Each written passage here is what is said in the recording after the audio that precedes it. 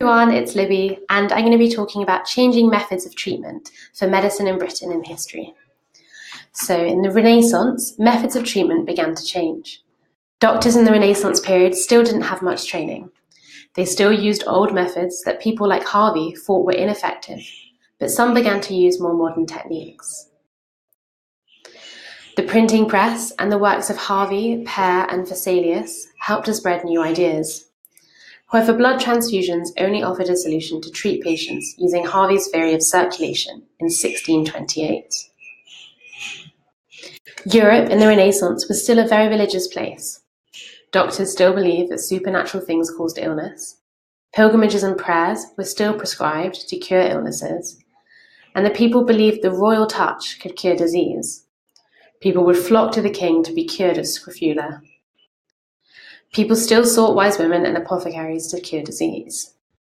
There were advances, however, in approaches to medicine. Hospitals began to focus on treating patients, not just caring for them. Lots of towns had pharmacies, and books were being published which covered how to treat illnesses at home. Quackery was a form of medicine which was based on spectacles and displays. Many people viewed this as fraudulent medicine, and this became more common in the 17th and 18th century. Quacks claimed their medicines could cure everything, but they were usually ineffective. Quacks often gave patients stimulants like opium, which gave patients the impression they were getting better, but in reality, they were giving their patients an addiction.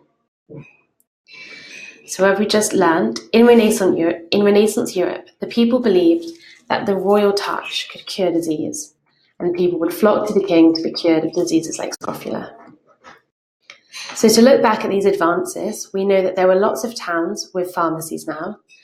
Books were being published on how to treat illnesses at home, and hospitals began to focus on treating their patients. Now we're going to look at the work of Thomas Sydenham. So Thomas Sydenham was born in 1624. He was a British physician, or a doctor, who advanced the use of the scientific process in medicine. His records were a first stage to the statistics kept by William Farr over 100 years later. Sydenham prioritized treating patients and observing the outcomes rather than learning from books. He recorded his observations of patients' illnesses and treatments, and this allowed him to see patterns between illnesses and treatments. Sydenham used his records and the patterns he spotted to classify or sort diseases into different types based on which symptoms a patient had. For example, Sydenham showed that measles and scarlet fever were different types of diseases. In 1676, he published a book named Medical Observations.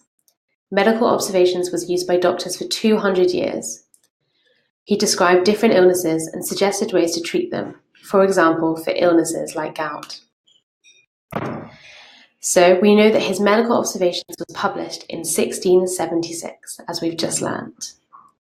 And to recap about his life, Thomas Sydenham was born in 1624. He was a British physician who advanced the use of the scientific process in medicine, and in 1676, he published a book named Medical Observations.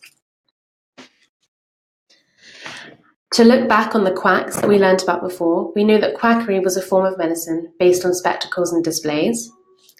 Many people viewed this as fraudulent medicine, or medicine which is fake, and quacks claimed their medicines could cure everything, but they were usually ineffective. So, Sydenham was a British physician, as we learnt before, who tried to classify diseases into different types based on their symptoms and treatments. He found that measles and scarlet fever were different types of diseases using this method because they would have had different symptoms.